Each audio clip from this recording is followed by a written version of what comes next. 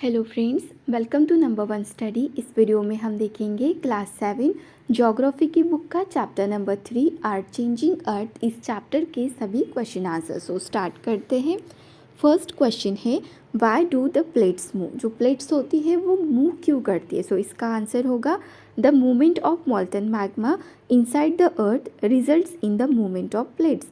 जो मॉल्टन मैग्मा होता है अर्थ के इनसाइड, उसकी मूवमेंट की वजह से प्लेट्स भी मूव करती है। क्वेश्चन नंबर 2 देखते हैं, what are exogenic and endogenic forces. Exogenic and endogenic forces क्या होते हैं? इसका आंसर लिखेंगे, the movement of the earth is divided on the basis of the forces which cause them. जो अर्थ की मूवमेंट होती है इसे डिवाइड किया गया है फोर्सेस के बेसिस पर। तो इसमें आते हैं, एक तो एंडोजेनिक फोर्स आता है और दूसरा एक्सोजेनिक फोर्स। अब देखते हैं कि एंडोजेनिक फोर्स क्या होता है।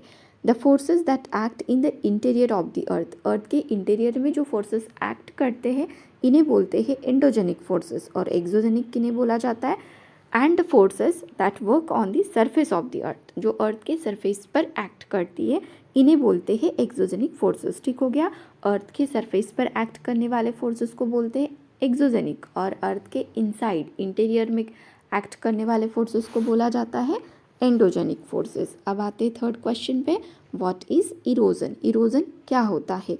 तो erosion is defined as the wearing away of the landscape by different agent like water, wind and ice. Erosion क्या होता है कि अगर लैंड है और यहाँ पर कुछ ऐसे पार्टिकल्स है, कोई पत्थर के टुकड़े हैं, तो विंड, वाटर और आइस की वजह से क्या होता है, ये जो पार्टिकल्स है यहाँ से दूसरी जगह पे जाके डिपॉजिट हो जाते हैं। ठीक है, तो क्या होता है ना, ये जो लैंड है, फिर मतलब यहाँ की जो लैंड है ये कैसी हो जाती है, अब वो तो हट गए है ना, ये कहाँ चले गए, यहाँ पर चले गए, बराबर है।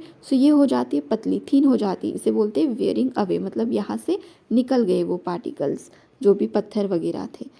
तो इरोजन भी यही होता है, जो अपर लेयर होती है अर्थ की वो अगर वहाँ से हट जाती है, दूसरी जगह पे जाकर शिफ्ट हो जाती है, इसे बोला जाता है इरोजन। और ये किसके थ्रू होता है? तो वाटर, विंड एंड आइस के। The process of erosion and deposition creates different landforms on the surface of the अर्थ। और ये जो प्रोसेस है इरोजन एंड डिपोजिशन की, इसकी वजह से क्या होता है, अर्थ के सरफेस पर डिफरेंट लैंडफॉर्म्स बनते हैं। अब ऐसा क्यों? क्योंकि देखो क्या हो रहा है, एक जगह से जो भी चीज़ें हैं वो दूसरी जगह पे जा रही है, तो ये वाली जो लेयर है ये कैसी हो जाएगी, यहाँ की लैंड कैसी हो जाएगी, पतली। और जहाँ पे जा रहा है वहाँ पर तो उसका जो पार्ट है वो ऊपर चढ़ जाएगा, बराबर है, थोड़ा सा ऊपर उठा हुआ दिखेगा। तो क्या होता है ना, अर्थ के सरफेस पर जैसे कि माउंटेन हो गया, प्लेट्यू हो गया, इस टाइप के लैंडफॉर्म्स हमें दिखाई देते। कहीं पर प्लेन होती है लैंड, बराबर है। ये किसकी वजह से होता है? इरोजन एंड डिपोजिशन की वजह से। क्वेश्चन नंबर 4 देखते हैं, how are flood plains form. Flood plains कैसे बनते हैं? When a river overflows its banks. जब भी रिवर ओवरफ्लो करती है अपने किनारे पर, it result in the flooding. तो क्या होता है, बाढ़ आती है of the area surrounding it. जो भी एरिया उस रिवर के पास होते हैं तो उन इलाकों में बाढ़ आती है। व्हेन इट फ्लड्स, और जब भी बाढ़ आती है, it deposits a layer of the fine soil and other material called sediment. तो तब क्या होता है, कुछ फाइन सॉइल एंड कुछ ऐसे मटेरियल जिन्हें बोला जाता है सेडिमेंट, ये हो जाते डिपॉजिट, दस फॉर्मिंग अ फर्टाइल लेयर। और इन्हीं की वजह से फर्टाइल लेयर बनती है सॉइल की, और इसी को बोला जाता है फ्लड प्लेन। ठीक हो गया। क्वेश्चन नंबर 5 देखते हैं, what are sand dunes. Sand dunes किसे बोलेंगे? When the wind blows. जब भी विंड बहती है, it lifts and transports and from one place to another. होता क्या है, विंड के बहने की वजह से यहाँ पर जो रेत थी वो कहीं दूसरी जगह पे जाती है, बराबर है, एक प्लेस से दूसरे प्लेस पर। When the wind stop blowing, और जैसे ही विंड ने स्टॉप कर दिया ब्लो करना, the sand falls and gets deposited in the low hill like structure. मतलब क्या हुआ कि यहाँ पर सैंड के पार्टिकल्स थे, बहुत ज़ोर ज़ोर से हवा आई और ये बह कर गए, यहाँ तक गए। ठीक है, और यहाँ तक जाने के बाद विंड जो थी वो रुक गई, वो उसने बहना बंद कर दिया। तो ये तो फिर हवा में नहीं रह सकती है ना, क्योंकि बहना बंद हो गया। तो ये जो पार्टिकल्स हैं ये नीचे गिर जाते इस एरिया में। तो ऐसा होने की वजह से आपने देखा होगा डेजर्ट में कुछ ऐसा स्ट्रक्चर हमें दिखाई देता है, रेत का स्ट्रक्चर। ठीक है, इन्हें क्या बोला जाता है? Sand dunes. ऐसे बने हुए होते हैं इस टाइप के। ठीक है, इन्हें बोलते हैं sand dunes. This are called sand dunes, they are mostly found in desert areas, और कहाँ ज़्यादा से ज़्यादा पाए जाते हैं, तो डेजर्ट एरियाज में। How are beaches form, beaches कैसे बनते हैं, बीचेस को बनने के लिए ना सी वेव्स रिस्पॉन्सिबल है, सो इसका आंसर लिखेंगे the sea waves deposit sediment, sea waves क्या करती है, सेडिमेंट को डिपॉजिट करती है अलॉन्ग द सी शोर, this result in the formation of beaches, और इसी की वजह से क्या बनते हैं, फिर बीचेस बनते हैं।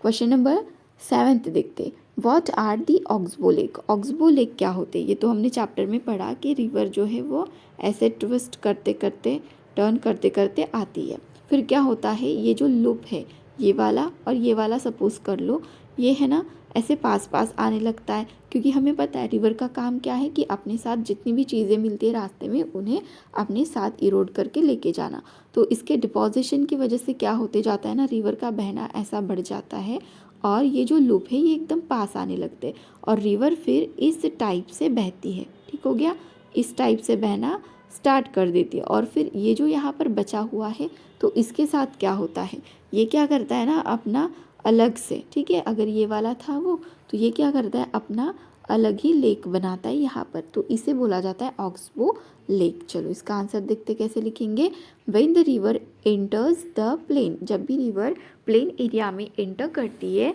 इट ट्विस्ट एंड टर्न, तो वो ट्विस्ट एंड टर्न होती हैं forming large bends known as meander, जैसे कि अभी हमने देखा था मियांडर्स बनते हैं।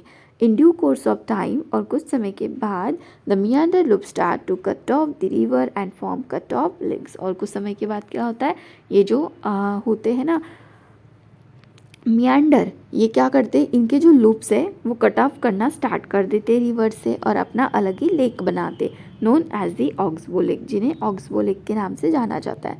अब हमें करेक्ट आंसर देखने, which is not an erosional feature of sea waves, sea waves का इरोजनल फीचर कौन सा नहीं है, तो बीच नहीं है ना, सी वेव के इरोजन की वजह से बीच नहीं बनते हैं। चलो नेक्स्ट पे आते हैं, the depositional feature of A glacier is, glacier का डिपोजिशनल फीचर क्या है, तो इसका आंसर होगा मरीन, ग्लेशियर की वजह से क्या बनते हैं, मरीन बनते हैं। नेक्स्ट पे आते हैं, which is caused by the sudden movement of the earth, so इसका आंसर तो भाई फर्स्ट ही होगा वॉल्केनो, सडन मूवमेंट की वजह से वॉल्केनो आता है। फोर्थ पे आते हैं, mushroom rocks are found in, mushroom rocks कहाँ मिलते हैं, तो डेजर्ट में मिलते हैं, क्योंकि वहाँ पे क्या होता है, जो विंड होती है ना वो नीचे वाले पत्थर को बहुत ज़्यादा अपने साथ आगे तक लेके जाती है और ऊपर का वाइडर ही होता है, तो कुछ इस टाइप का वो स्ट्रक्चर दिखता है, ठीक है, सो इसे बोलते हैं मशरूम रॉक्स, ठीक हो गया। चलो नेक्स्ट पे आते हैं, oxbow lakes are found in, oxbow lakes कहाँ पाए जाते हैं, glaciers, river valleys and desert, तो इसका आंसर होगा रिवर वैलीज। नेक्स्ट पे आते हैं अभी, मैच द फॉलोइंग, अब मैच करना है, ग्लेशियर, ग्लेशियर की पेयर किसके साथ लगेगी, रिवर ऑफ के साथ लगेगी, ठीक हो गया, ये यहाँ पे लगा दी। मियांडर्स, मियांडर्स कौन बनाते हैं, तो रिवर बनाती है। बीच, सी शोर, ठीक है, इसके साथ लगेगी पेयर। सैंड ड्यून्स, ये होते हैं डेजर्ट में। नेक्स्ट पे आते हैं वाटरफॉल, वाटरफॉल किसकी वजह से होता है, सो इसका आंसर ये वाला होगा हार्ड बेड रॉक, ठीक है, हार्ड बेड रॉक से जब रिवर बह कर नीचे आती है सो वाटरफॉल बनता है। अर्थक्वेक, अर्थक्वेक का क्या होगा, तो वाइब्रेशन ऑफ अर्थ, अर्थ में वाइब्रेशन आ जाती है, पेयर हो गए। चलो अभी गिव रीजन पे आते हैं, give reasons, some rocks have the shape of a mushroom, कुछ ऐसे रॉक्स होते हैं जिनका शेप होता है मशरूम के जैसा, तो ऐसे रॉक हमें डेजर्ट में ही मिलते हैं। देखते इसका रीज़न क्या है, some rocks have the shape of a mushroom because in desert wind erodes the lower section of the rock more than the upper section, क्या होता है डेजर्ट में विंड जो है ना वो रॉक, अगर ये ऐसा एक पत्थर है तो इसका ये जो निचला वाला पार्ट है ना इसे बहुत ज़्यादा इरोड कर देती है विंड, और इसके इरोड करने की वजह से क्या होता है, ये जो ऊपर का पार्ट है ये तो एज इट इज़ रहता है, लेकिन ये जो नीचे का पार्ट है ये कम कम ऐसा होते जाता है, सो ये दिखने लगता है मशरूम शेप का, मतलब कुछ इस टाइप का वो दिखने लगता है, ठीक हो गया, ऐसा वो पत्थर दिखता है डेजर्ट में। Which makes the base of the rock narrow, जिससे क्या होता है रॉक का जो बेस है वो नैरो हो जाता है, एंड द अपर पार्ट वो तो वाइडर का वाइडर ही रहता है, giving it the shape of a mushroom, जो कि कैसा दिखता है फिर मशरूम के जैसा। Flood plains are very fertile, flood plains जो होते हैं वो बहुत ज़्यादा फर्टाइल मतलब उपजाऊ होते हैं। सो इसका रीज़न होगा flood plains are very fertile because reason क्या होगा at times when river water overflow, जब भी रिवर का वाटर ओवरफ्लो करता है it result in the flooding, तो बाढ़ आती है द नेबरिंग एरियाज, कहाँ आती है तो आसपास वाले इलाके में। This deposits a layer of fine soil and other sediments on the bank of the river, इससे क्या होता है जो फाइन सॉइल होती है, ठीक है, सेडिमेंट्स जिन्हें बोलते हैं, तो ये सब चीज़ें है ना डिपॉजिट हो जाती है रिवर के बैंक पर, which leads to fertile flood plains, जिनसे क्या होता है फर्टाइल प्लेन्स बनते हैं। अब देखते हैं question number 3, sea caves are turned into stacks, जो सी केव्स होते हैं वो टर्न हो जाते हैं किस में, स्टैक्स में। ये हमने चैप्टर में पढ़ा था कि एक अगर पत्थर है समुंदर के अंदर है तो सी वेव्स स्ट्राइक करती है और यहाँ पर एक छोटा सा होल बनता है जिन्हें बोलते हैं सी केव्स। फिर क्या होता है कि ये जो मतलब आपका सी केव्स है यहाँ पर बहुत ज़्यादा सी वेव्स है ना स्ट्राइक करते रहती है, तो इसकी वजह से ये जो होल है ये कितना बड़ा हो जाता है, इतना बड़ा, देखो ऐसा हो जाता है इतना। तो बचता क्या है फिर, ये रूफ बचता है। फिर इस रूफ पर स्ट्राइक करना स्टार्ट कर देती है सी की वेव्स। तो फिर इसके बाद क्या होता है, ये रूफ भी यहाँ से है ना गायब हो जाता है, इस टाइप से ऐसे गायब ही हो जाता है। तो फिर बचता क्या है, ये अलग पत्थर और ये अलग पत्थर, सो इन्हें बोला जाता है स्टैक। क्लियर हो गया। चलो अब इसका आंसर देखते हैं। When the cavities in the sea caves become bigger and bigger, sea caves की जो कैविटी है वो बिगर एंड बिगर होते जाती है, only the roof of the caves are left, और जो रूफ होते हैं वो सिर्फ बचे हुए होते हैं। मतलब क्या, अभी देखा था ना ऐसा पत्थर है और इसकी वजह से ऐसा हो गया, ठीक है, फिर थोड़े टाइम के बाद क्या होता है तो ये यहाँ से हट जाता है और बचता क्या है, तो ये अलग पत्थर और ये अलग पत्थर बचता है। सो इसे बोलते हैं सी केव्स। अब देखो जो रूफ बचता है इसे तो बोलते हैं sea arches. Further due to erosion, erosion की वजह से द रूफ वैनिशेस, रूफ भी गायब हो जाते हैं, and only the walls stay intact, और सिर्फ वॉल जो है वो कॉन्टैक्ट में रहती है। Turning the sea caves into stack, और सी केव्स ही किस में टर्न हो जाते हैं, सी स्टैक में कन्वर्ट हो जाते हैं। Buildings collapse due to earthquake, earthquake जब भी आता है तो बिल्डिंग है ना नीचे गिरती है, ऐसा क्यों होता है।